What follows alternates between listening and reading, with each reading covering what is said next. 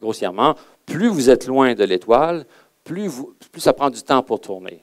Donc, les techniques qui permettent de mesurer la vitesse des étoiles sont adéquates pour trouver des planètes qui sont proches de leurs étoiles. Mais si vous voulez trouver, par exemple, Neptune prend 165 ans à faire une orbite autour du Soleil. Donc, il faut accumuler des données pendant 165 ans. Vous voyez déjà la limitation. Donc, c'est bien, on a une technique très puissante pour détecter des planètes, mais on est seulement capable de détecter celles qui sont près de leur étoile. On n'est pas capable de détecter celles qui sont loin. Donc, voilà. Donc, Jupiter tourne, lui, en 12 ans, Neptune, 165 ans. Et donc, ça nous restreint à étudier des objets assez particuliers, des objets comme la première planète que je vous ai montré tout à l'heure, 51 Pégasus, donc ce qu'on appelle des Jupiters chauds, des Jupiters qui sont tout près de leur étoile. Donc, l'alternative pour ça, c'est faire prendre des images. Si vous pouvez prendre une image d'une étoile, vous n'avez pas de contrainte du temps de l'observation. Si la planète elle est loin, vous allez voir. Donc, c'est ça qui est la puissance. Donc, il y a 3 raisons principales. La première, c'est, que je l'ai dit, pour pouvoir sonder les systèmes planétaires à de grandes distances de leurs étoiles, pouvoir voir s'il existe des planètes au-delà de l'orbite de Neptune, par exemple. Et aussi, on veut étudier leur atmosphère. Les astronomes sont curieux. On veut pouvoir faire comme faire le spectre de notre objet. On veut pouvoir étudier la composition chimique. Donc, pour ça, il faut pouvoir isoler la lumière de la planète. Et on n'a pas le choix pour ça. On doit prendre des images. Mais la vraie raison, c'est parce que c'est cool, n'est-ce pas? Voir une image, c'est quelque chose. En fait, les êtres humains, 70% de nos terminaisons nerveuses sont dans les yeux. Bon, ici, il y a peut-être des malentendants ici, ne m'aimeront pas si je dis ça, là, mais il reste que voir, c'est le croire, n'est-ce pas? Donc, il y a plein d'avantages. Mais c'est extrêmement difficile. La raison étant que l'étoile, elle est très, très brillante, mais les planètes, elles sont très, très faibles. L'analogie que je fais souvent, c'est que, imaginez que vous êtes à Toronto, et vous avez un télescope, et vous pointez votre télescope, imaginons une planète Terre plate, et vous pointez votre télescope sur la place Ville-Marie, et que le phare de la place Ville-Marie se balade devant vos yeux, et vous avez une petite luciole qui est devant le phare de la place Ville-Marie. C'est à peu près l'analogie, la difficulté de devoir pour prendre une image d'une planète. C'est pas facile.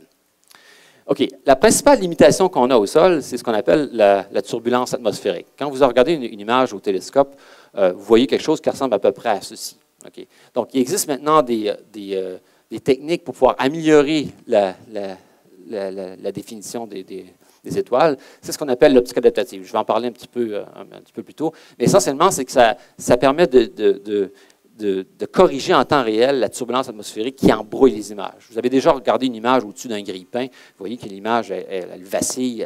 C'est parce qu'il y a des différences de température dans l'air.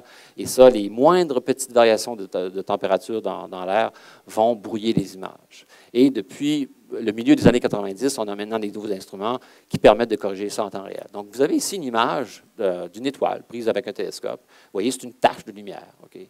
Mais en fait, lorsqu'on la regarde, si le télescope était dans l'espace, ce que vous verriez, c'est ceci. Ce sont 2 points lumineux, 2 étoiles l'une à côté de l'autre, parce qu'on a réussi à corriger la turbulence de l'atmosphère. Donc, aujourd'hui, on arrive à le faire. Et voici une image qui est obtenue avec une caméra que nous avons construite à l'Université de Montréal en 1995 au télescope Canada-France-Hawaii. C'est la première image du centre de notre galaxie. La Voie lactée, elle a un centre. On ne peut pas le voir dans le visible parce qu'il y a de la poussière qui bloque le centre. Vraiment, le centre de notre galaxie, on n'arrive pas à le voir dans la lumière visible, mais on peut le voir dans la lumière infrarouge, la lumière qui est au-delà de la lumière rouge. Et alors ça, c'est sans optique adaptative. Vous voyez qu'il y a plein d'étoiles, bien sûr, auprès du centre de notre galaxie. Et avec l'optique adaptative, maintenant apparaissent des milliers d'étoiles qu'on ne pouvait pas voir avant.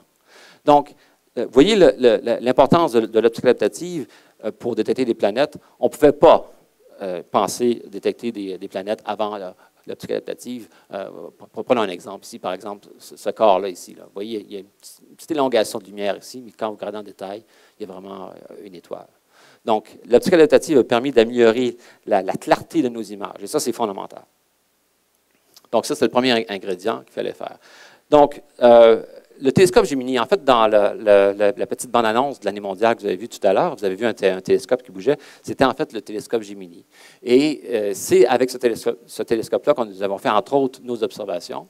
Et ce que vous avez ici, c'est une vue du télescope général. Et derrière, vous avez un gros cube sur lequel on montre tous les instruments. Donc, il y en a deux. Il y en a un qui est à Hawaï et l'autre au Chili. Donc, son diamètre est de 8 mètres. Vous allez voir le télescope en haut, c'est un diamètre de 1,6 mètres. C'est déjà assez impressionnant. Mais ici, on parle d'un diamètre de 8 mètres. Alors, derrière cet instrument-là, il y a ce qu'on appelle Altair. C'est un instrument, c'est un système d'optique adaptative qui a été développé au Canada, qui a été construit en fait à Victoria, à l'Institut Herzberg d'astrophysique. Et cet instrument-là a justement la capacité de pouvoir corriger la turbulence atmosphérique. Et je vais vous montrer une petite animation qui illustre comment fonctionne cette technologie-là.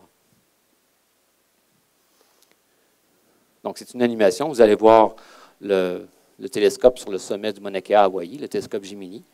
Donc, on va enlever le dôme pour voir de plus près qu'est-ce qui se passe. Alors, il est vraiment comme ça, le dôme du télescope. Donc, vous avez le télescope qui tourne sur deux axes pour pointer n'importe quel objet dans l'univers. Arrive la lumière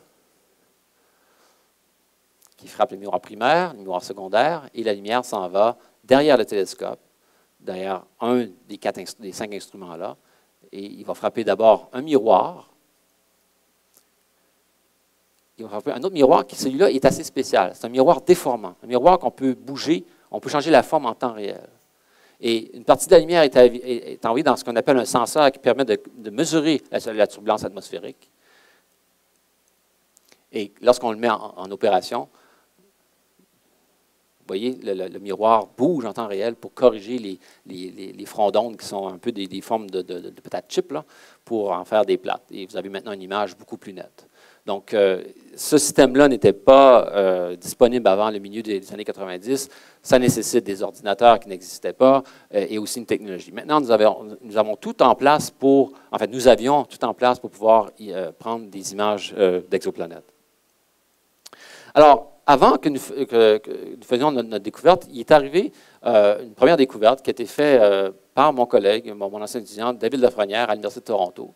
Ils ont observé une étoile avec le système d'optique adaptative de Gemini. Une étoile dont j'oublie le nom, là, qui est très, très long, qui est en fait une étoile très, très jeune. On sait que cette étoile-là a à peu près la masse de notre Soleil, mais elle est beaucoup plus jeune.